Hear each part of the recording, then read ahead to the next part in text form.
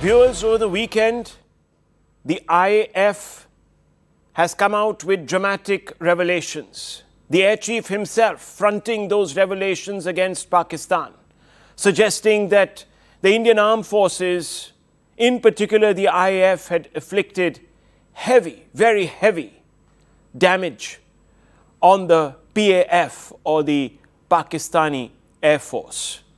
Viewers, the claims have sparked a massive debate and a conversation in strategic circles and military circles, because these claims put India in a rarefied orbit of nations that have been able to inflict damage on a nuclear power under the nuclear overhang, and suggest that a completely new paradigm has been written in military maneuvers. And to speak and analyze this very important claim, revelatory claim made by the IAF, we have with us Austrian aerial warfare expert. He's globally renowned. His name is Tom Cooper.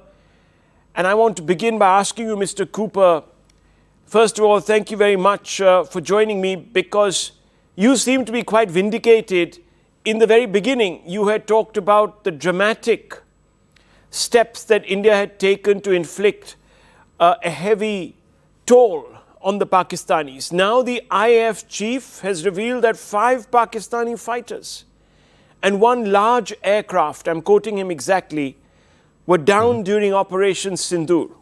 How does this change our understanding of the operation's scale and intensity compared to what was publicly known in the immediate aftermath just about 3 months ago? Thank you very much for inviting me. Nice to be with you. Well, from my point of view, it changes very little, because it was obvious almost, well, at least as of the morning of 10th of May, that India is in possession of major advantage vis-a-vis Pakistan. But publicly, obviously, there were lots of people at least skeptical about this, if not having their doubts.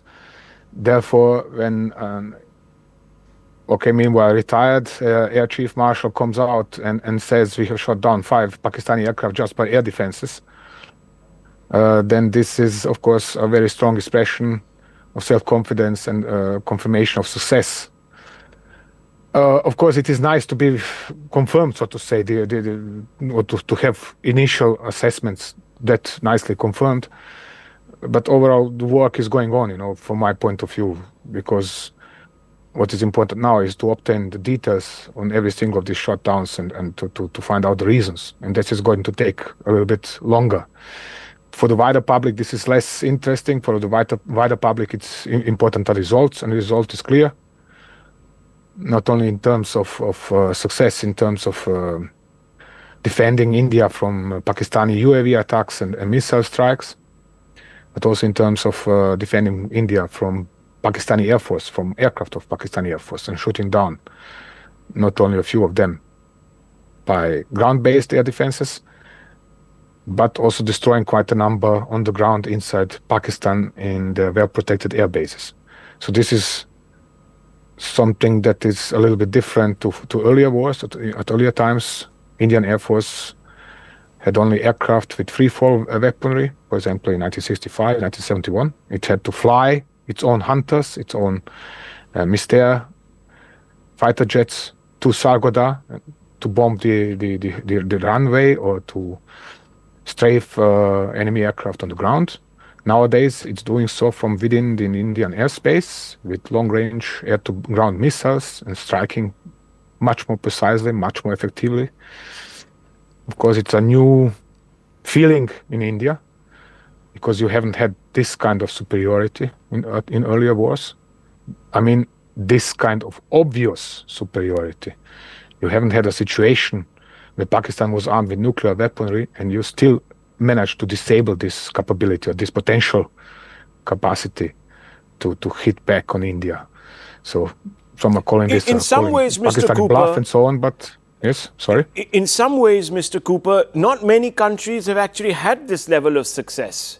I mean, here we have 2 nuclear powers. So this is quite unprecedented, isn't it? Okay, let's be more precise in this regard. Nobody did this before. It's as simple as that. You have disarmed Pakistan's nuclear arsenal de facto. You have brought Pakistan so far that they have concluded that they cannot deploy this nuclear arsenal that they have against India with any degree or hope for success. That is what I said already in the morning on 10th of May. Okay, it was already afternoon your time.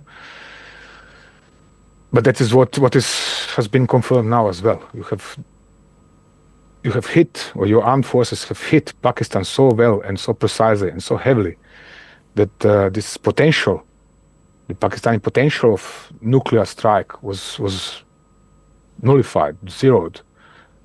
It was brought to it. Actually, Pakistani armed forces were brought to their knees. That's the point. That is why I called it a clear-cut victory already then, because Pakistan wouldn't have called and sounded for ceasefire without India delivering really massive volumes of punishment, even if actually striking just under post office, just some 40-50 selected spots in Pakistan. But this was enough. This was enough to make it clear to Pakistani military leadership that they are actually, if they continue, they are going to end up defenseless, and the entire system of Pakistani armed forces controlling the politics and economy, the society in Pakistan is going to collapse from within if they continue. And this is why they have sounded for ceasefire eventually. India's air chief credited the Russian-made S-400 system for part of the success. Yes. Now, from your analysis of regional air defense capacities, what does this say about the S-400's integration and effectiveness in the IAF doctrine compared to indigenous systems? Mr. Cooper. Well, one thing where there is a major difference between what S-400 can and what the rest of Indian integrated air defense system can or cannot is the long range. India has its own weaponry or weapon systems with similar capabilities or even better capabilities than S-400 under development, but they are not available yet. They're not in serious production. They are not in operational service. But the delivery of S-400s from Russia has given India this capability of striking Pakistani aircraft over 300, 308, 312, some say even 315 kilometers outside of Indian airspace. That is the difference. You have a very strong, this is now confirmed, this has been confirmed on 8th, on the 9th of May in particular, during the night from 9th to 10th of May again. We have very strong, very capable, very well integrated air defense system. There is no denial about this. But without S-400, you couldn't reach 300 kilometers deep into Pakistani airspace, and that is the difference. So now, some are automatically misinterpreting this into S-400 was a kind of wonder weapon and doing it all for the Indian air defenses. It wasn't. It was just keeping the Pakistani Air Force at bay in many of situations, and B, on the other hand, it was enabling Indian ground-based air defense systems to move, to make so-called ambushes for Pakistani aircraft like Saab 2000 AWACS aircraft, through suddenly redeploying their firing units very close to the border, within range of Pakistani Army's artillery, fire 3 or 4 missiles over a range of 300 kilometers, shot down. I'm quite sure that it was shot down, that they shot down a Saab 2000. It was around 50 kilometers, I think, west of Sargora. Mm-hmm. And then withdraw before the Pakistani artillery can hit back. And that's enough. You know, in air warfare, you have such situations. You strike a specific type of target, and you de facto ground the entire enemy air force, or at least force it to operate 300 kilometers or more away from your border. Perfectly enough. You don't need more. Why? Because they know if they get closer than 300 kilometers, and in conditions like, especially on 9th of May, when Pakistani Air Force started losing situational awareness, which means they started losing the picture of where is Indian air defense, ground-based air defense deployed, where are the S-300s, where are barracks, where are spiders, where are this, where is this, where is that. They have lost this picture, They couldn't regain it because Indian Air Force was striking their command centers, their own radars, their own intelligence gathering facilities. It was diminishing their capability to follow the development of the battle, to follow electronic emissions of the Indian air defense. And from that moment onwards, you are blocking the enemy air force. You're forcing it to remain somewhere west of Sargodha, and that's enough. From that distance, Pakistani Air Force cannot operate against targets in India. And it's, they could have 2,000 aircraft and 2,000 F-35s or B-2s, but they would be absolutely useless because they cannot get close enough to India to hurt India. And even when they did try, several times they did try, for example, that was during 8th of May, they have tried several times to hit Amritsar, to hit, Jammu. They have tried to hit Bathinda and similar places, but especially, I think it was Udhampur. Yes. They were really heavily striking Udhampur, or trying to strike Udhampur. But the mass of their weaponry was fired or released from such long range that the Indian air defenses have had the time to detect them on time, to prepare themselves, and to shoot them down. They didn't shoot down everything coming their way. They were shooting down something like 90%, even over 90%, but it was enough to make, in grand total, to make Pakistani long-range strikes ineffective. And that's what matters. In grand total, it meant India can strike whatever it wants to strike in Pakistan, and Pakistan cannot hit anything really useful inside India except building used as a local ambulance in Udhampur.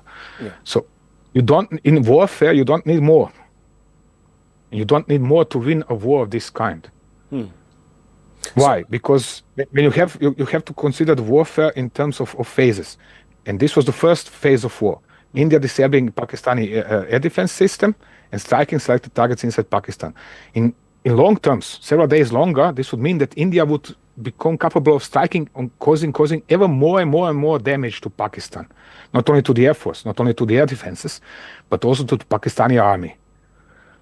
That would in turn make Pakistani army absolutely unable of defending the country at one point of time, and then in the further unable of keeping the country under control, maintaining its control over the country's politics, economy, and so on.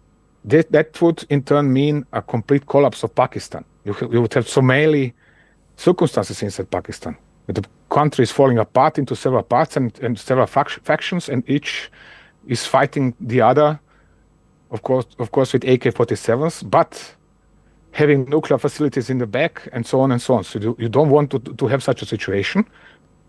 New Delhi is aware enough to say we don't want Somalia on our borders, or 250 million people with dozens of thousands of crazed jihadists. We don't want this. So better we stop. Pakistan has sounded for ceasefire. So okay, we are satisfied. Very nice. Let's stop before we go too far. Thank you very much. So you think that the Pakistanis had been reduced to a point where striking back, going up the escalation ladder would have been very difficult, and maybe they would have reacted under existential threat in an unpredictable manner, in a dangerous manner? Much more than this. I said that already, what was that, on 10th or 11th of May. Then, and it was obvious from the video showing strikes on Pakistani underground nuclear storage facility at Kirana Hills. When India, led by a government, traditionally, it doesn't matter who is in charge in New Delhi politically, but you always had very cautious governments, at least when it comes to foreign policy and warfare. Extremely cautious governments, even reluctant governments, not only conservative, but reluctant to do things under post office, things, to take steps which would be necessary to silence Pakistan, for example, whether in 1999 or at earlier times, or later. But you had reluctant government, and correspondingly you had a very reluctant top leadership of your armed forces. They were always constrained. They were indoctrinated to be cautious, overcautious. And so when they start striking Pakistani underground nuclear storage facilities, then it's absolutely clear that they are not afraid of Pakistan targeting India with nuclear weaponry. This is why I've called it a clear-cut victory, because at that point in time, this strike on Kirana Hills made it absolutely undeniable that India is in position of superiority vis-a-vis Pakistan, and that Pakistan cannot strike back on India with any hope of success, not even with nuclear weaponry. So you have a unique situation. That's why I'm telling you, you don't have this in any other war anywhere else. This is the first case of this kind where one nuclear power disabled the nuclear arsenal of the other nuclear power. Pakistan could have had 10,000 nukes in its storage depots, but it couldn't deploy them. You know what I mean? That means it couldn't put one of the bombs on one of its aircraft or one of its ballistic missiles and deploy it against India. Why? Because it would either be being destroyed on the ground while still in the process of being loaded on an aircraft or the missile, or it would have been shot down over India by Indian air defenses. At least there was a 90% chance of this happening, which is, from Pakistani point of view, unacceptable.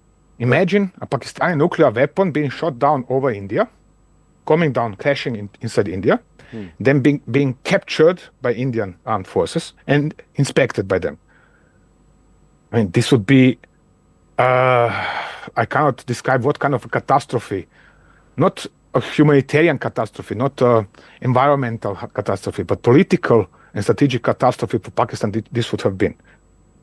Correspondingly, they opted to stop. And this is why at 9 o'clock in the morning on 10th of May, Pakistani Director General of Armed Services made a call to New Delhi. Oh, shall we make a ceasefire, please? We don't want to continue. This is the point, and this is absolute precedent in the history of warfare. This has never happened before. You have never had before a situation where one nuclear power is disabling the nuclear arsenal of the other nuclear power. India did so to Pakistan. Now, there must be a combination of factors, but I want to focus a little bit on Pakistan's incompetence. Was it incompetence? Was it a matter of overconfidence, inadequate countermeasures, or being outmatched technologically? What was the issue? Everything of this.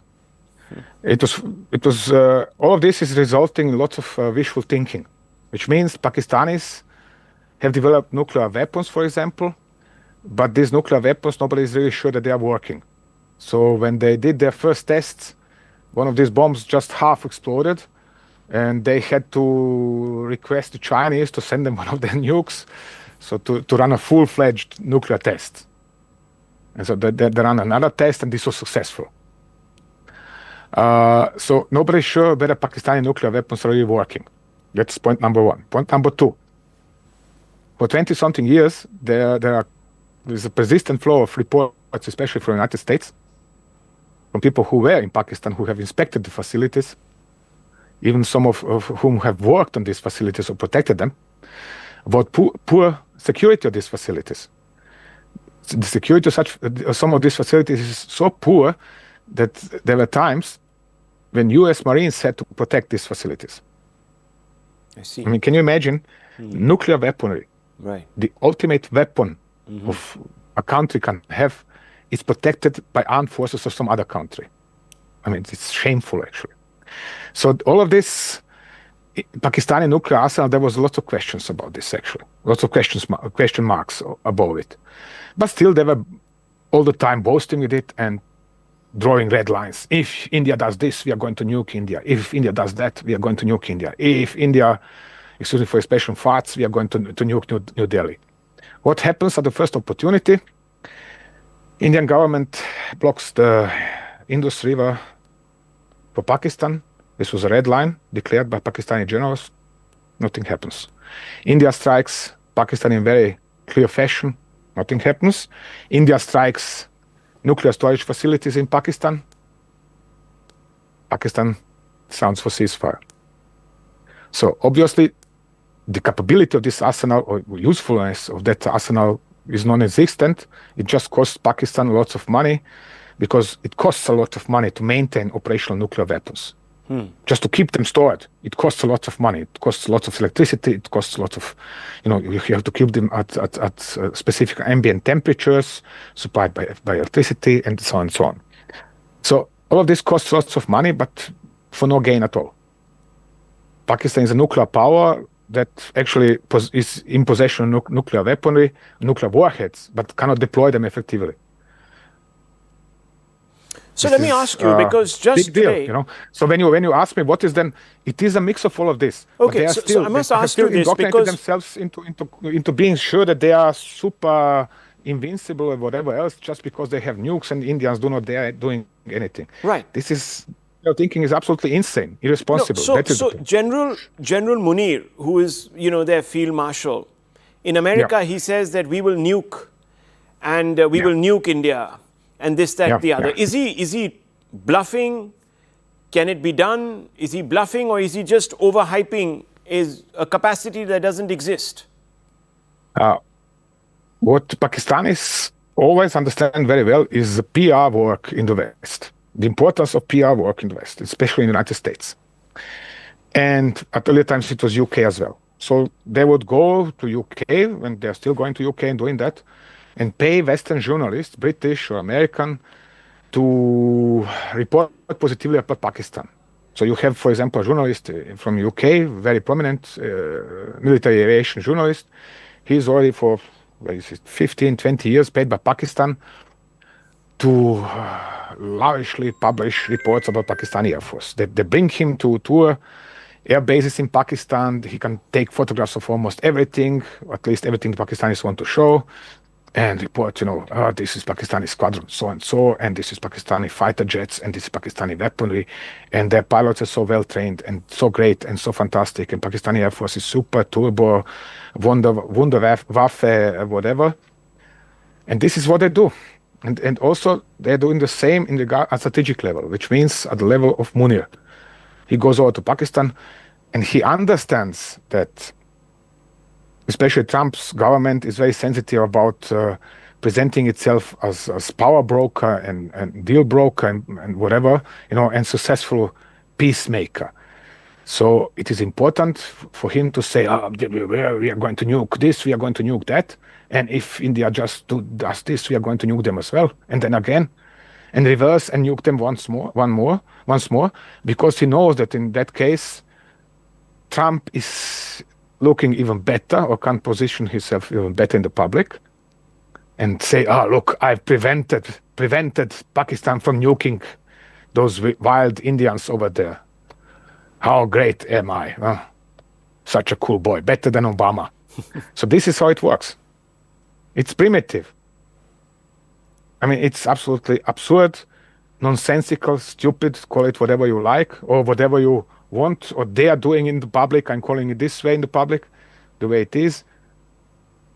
Primitive to the bone, but it is how it works, and what works in Washington. And then Washington says, Pakistan is, or Trump, his administration says, Pakistan, look, what great allies they are.